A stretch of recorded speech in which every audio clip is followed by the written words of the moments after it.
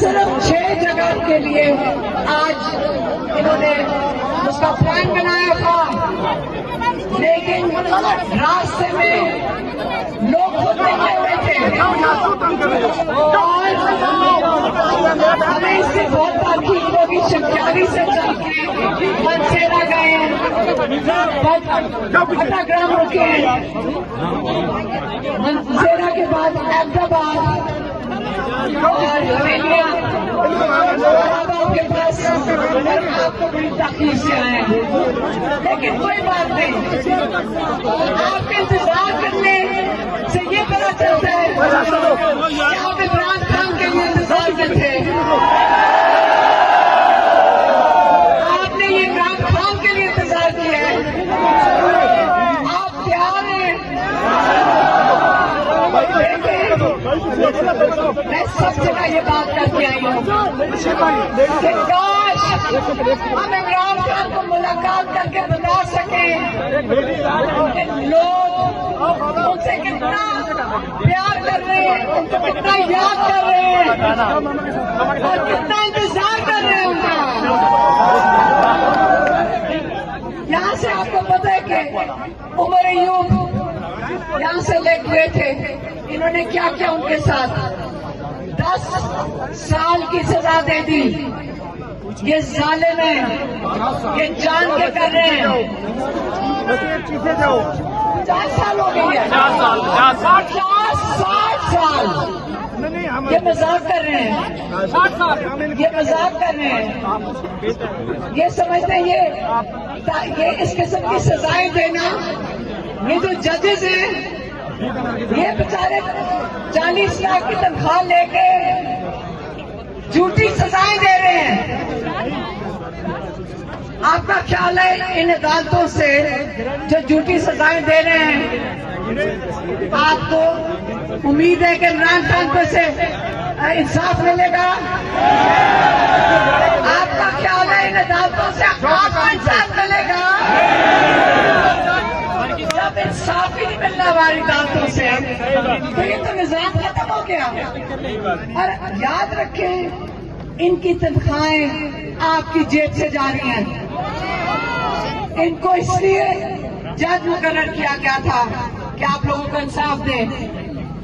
इन्होंने क्या किया, 26वीं तरमीम लाए। 26वीं तरमीम क्या थी? इमरान खान कहते थे 26वीं तरमीम में इन्होंने जजेस को एक सरकारी इदारा बना दिया और इनसे वो काम करवाते हैं जो इनका दिल करता है। ऊपर से फिरौन का ऑर्डर आता है, इसको 10 साल दे दो, इसको 20 साल दे दो।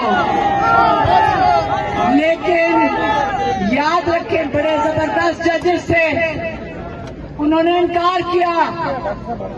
जजेस ने इनकार किया, जिन्होंने इनकार किया, जिन्होंने स्टैंड लिया।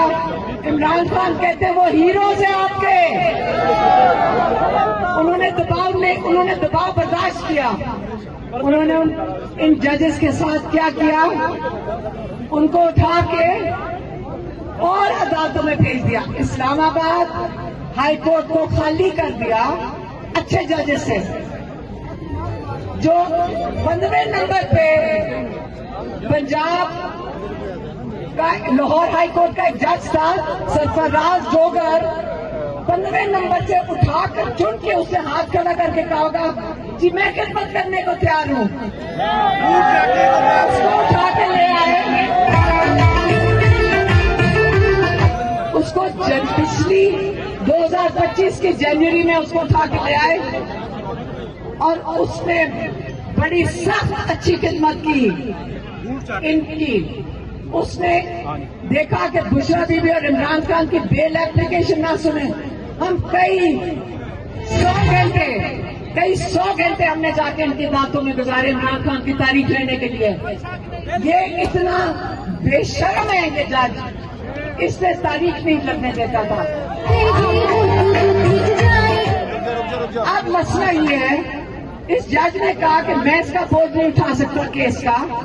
इमरान खान और बुशरा बीबी की बेल मुझे मजबूरन सुननी पड़ेगी।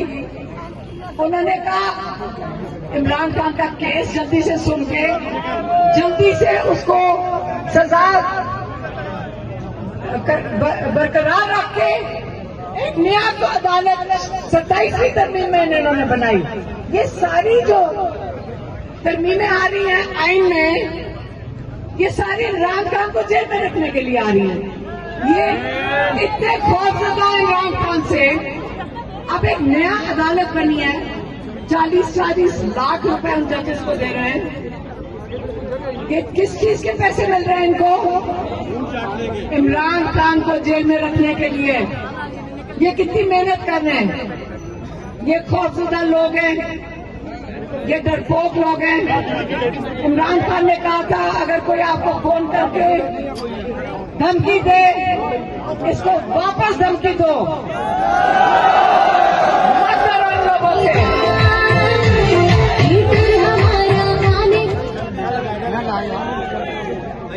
देखिए अब वक्त आ गया, आप बताएं। इमरान खान के लिए दो रास्ते हैं।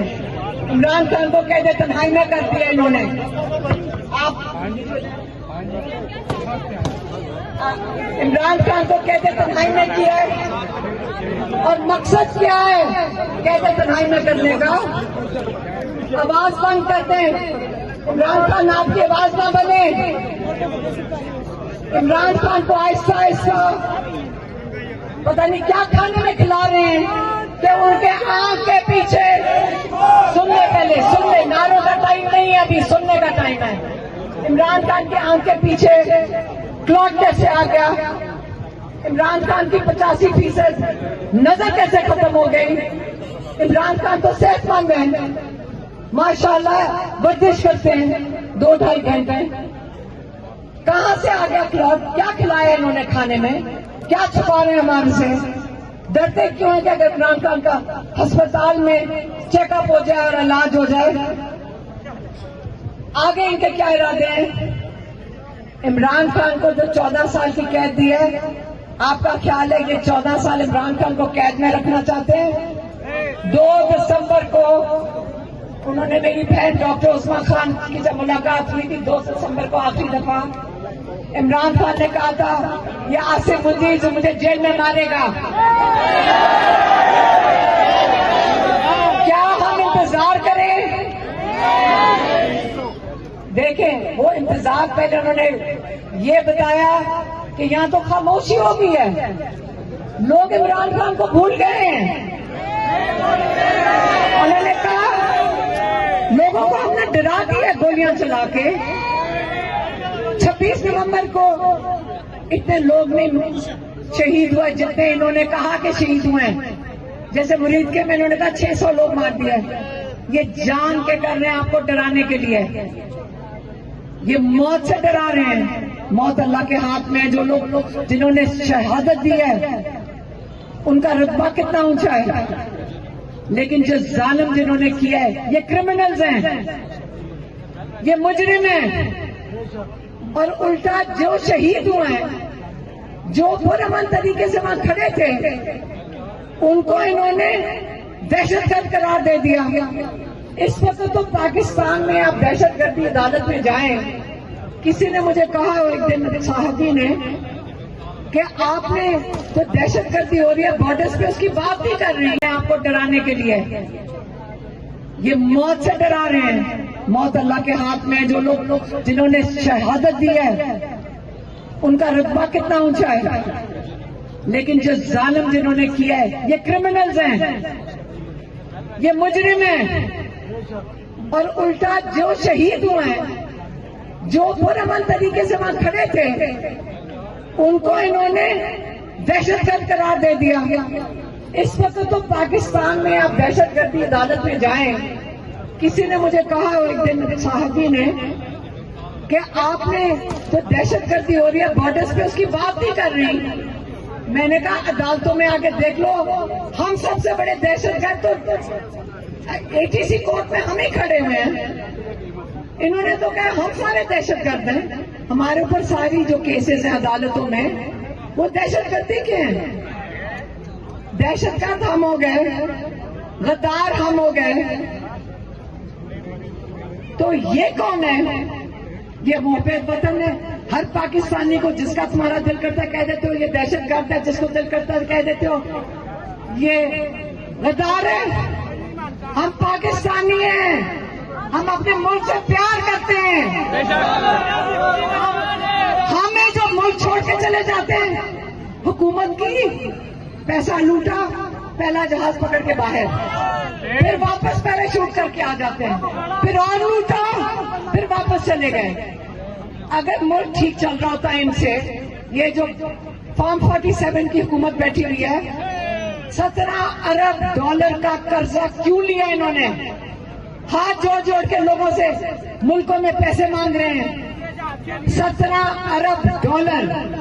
आप जाके विलायत में इंग्लैंड में देखें, वहां पे उनका मिनिस्टर बस में जाता है दफ्तर। यहाँ हमारे शान शौकत ही नहीं खत्म होती, जहाज के अलावा चीफ मिनिस्टर सफर ही नहीं कर सकती। और नया जहाज होना चाहिए। कर्जे ले लेके हमारे सर पे, कर्जे कौन वापस करेगा? आप और हमने वापस करने हैं। आपके कर्जे ये छोड़ के जब जाएंगे, जहाज ले जाएंगे, कर्जे तो हम वापस करेंगे। आपको अंदाजा है आप कितने कर्जे के नीचे डूबे हुए हो? किससे वापस करना है? आपके दूध के जो डब्बे खरीदते हो इसमें से कर्जा दोगे। बिजली के बिल देखो कितने हैं, ज्यादा बिल आपका बिजली का क्या आ रहा है? कर्जे वापस कर रहे हैं आप। अच्छा, अरबों रुपया सरकारी अफसरों के नाम, गाड़ियां नई आ गई, जहाज आ रहे हैं, जजेस को 40 लाख रुपया महीने की तनख्वाह, ताकि आपको वो इनके कहने के मुताबिक सजाएं दे सकें। इमरान खान को ये क्या करना चाहते हैं जेल के अंदर? बंद तो कर दिया। आप क्या ख्याल है इनका अगला इरादा उनको जेल के अंदर खत्म करने का नहीं है? क्यों नहीं होगा? ये बर्दाश्त नहीं कर रहे कि इमरान खान का नाम खत्म क्यों नहीं हो रहा? तो फिर हमने इमरान खान को अगर हम ना खड़े होकर निकाला, ये खत्म कर देंगे जेल में उसको। हम इमरान खान को अगर ना खड़े हुए किस दिन का इंतजार कर रहे हैं? आज इमरान खान की आंख जाया की है, आज इमरान खान की आंख जाया की है। कल इसको जेल में क्यों नहीं खत्म करेंगे? ये आप याद रखें, हम ये बर्दाश्त भी नहीं करेंगे, हम इजाजत भी नहीं देंगे। ये डरपोक लोग हैं, थोड़े से लोग हैं। आपको मैं बताऊं, फौजी हमें रोक के कहते हैं हम दुआएं कर रहे हैं इमरान खान के लिए, आप कुछ करें। अब मैं सोचती हूँ फौजी हमें कह रहे हैं, हमारे साथ अडियाला में जो राइट गेट में पुलिस वाले खड़े होते हैं, जवान बच्चे राइट गेट में खड़े हैं, एंटी टेररिस्ट फोर्स, बच्चे कहते आप कुछ कर नहीं रही हैं। मैंने मुड़ के पूछा कि मुझे कह रहे हो? कहते जी आप कुछ करती नहीं है। मैंने कहा क्या करना है? निकाले खान साहब को बाहर। अब मैं सोच रही हूँ आप तो, मैंने कहा आप हम क्या चाहते हैं? यहाँ बच्चे हमारे हैं, आप भी हमारे हो, हम नहीं लड़वाना चाहते, हम नहीं चाहते। कहते, मैंने कहा ऐसे करो, ताला आप तोड़ दो, हम खान साहब को निकाल लेते हैं। मैं आपको बता रही हूँ पुलिस भी तैयार है, हमारे फौजी भाई भी तैयार हैं, हमारे लोग भी तैयार हैं, और सब एक चीज मांग रहे हैं, इमरान खान को रिहा करो। लेकिन उसके लिए तैयारी चाहिए, उसके लिए तैयारी चाहिए। ऐसे नहीं अब करना। इन्होंने पार्टी ने अभी बात कर रहे थे अली अजहर खान से भी, हमने कहा अब पार्टी की जिम्मेदारी है, लोग तैयार हैं, आप इनके लिए प्लानिंग करें, आप इसका सिस्टम बनाएं, हम सारे तैयार हैं। लेकिन पहले नहीं बेटा, नहीं दोबारा नहीं तोड़ेंगे। लेकिन अच्छा सुने, लेकिन हमारा पहले सिस्टम से चलेंगे। पहले मुतालबा इमरान खान का अस्पताल में इलाज। दूसरा मुतालबा इमरान खान की कैद तन्हाई खत्म की जाए, मुलाकातें बहाल की जाएं जो उनके कानूनी हक है जेल के अंदर, ठीक है।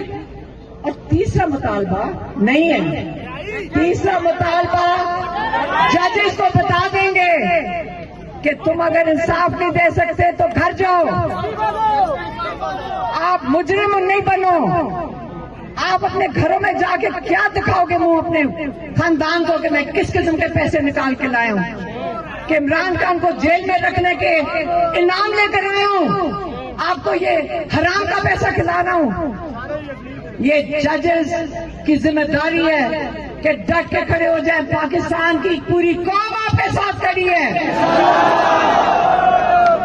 अपनी अदालतों को बता देते हैं अगर आप इंसाफ नहीं दे सकते तो अदालतें बंद कर दें, फिर इंसाफ लोग अपने हाथ में ले लेंगे। क्या ये चाहते हैं आप?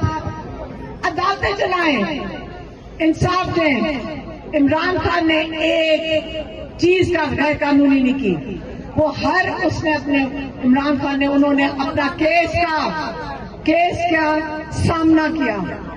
वो इतने अहमकाना केस थे कि जजेस भी शर्मिंदा थे, जजेस की शक्ल पे शर्म आ रही थी, सबके नहीं, 2-3 के। बाकी जो बेगैरत जज थे जिसने इज्जत का केस किया वो उसको इनाम में इस्लामाबाद हाईकोर्ट जज अजमन को इनाम के तौर पे इज्जत का जलील केस करने के लिए जो दुनिया में रसवाई हुई जिसपे उसको क्या मिला?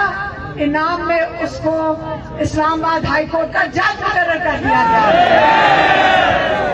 ये आप वो अहद करके जब आती है फौज, वो आके कहती है मैं अपने लोगों का तहफ़्फ़ुज़ करूंगा, ये अहद करके आते हैं, अल्लाह को मान के आते हैं।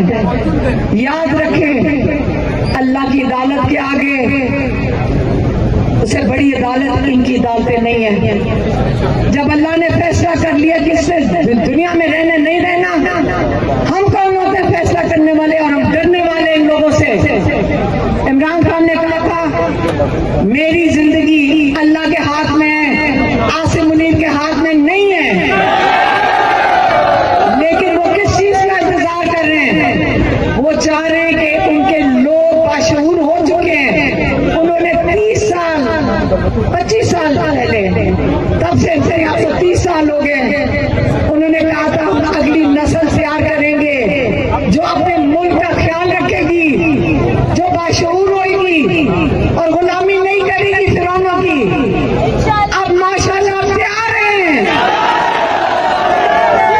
आपका इंतजार कर रहे हैं इमरान खान। आप अपनी आजादी के लिए जब खड़े होंगे तो इमरान खान आजाद होंगे। इनको डरना चाहिए जो इन्होंने जुल्म किया है। अब जब ये वक्त खत्म हो गया इनके जुल्म का, आप इनको एक मौका दें जालिमों को कि माफी मांग लें, मुल्क छोड़ के जाने चले जाएं। लेकिन ये मुल्क हमारे लोगों का है, आप हमारे ऊपर अब जुल्म नहीं करेंगे। हम आपको वार्निंग दे रहे हैं कि हम जुल्म नहीं बर्दाश्त करेंगे। और अगली बात मैं बता दूं, देखें आप क्या रहे खड़े हैं,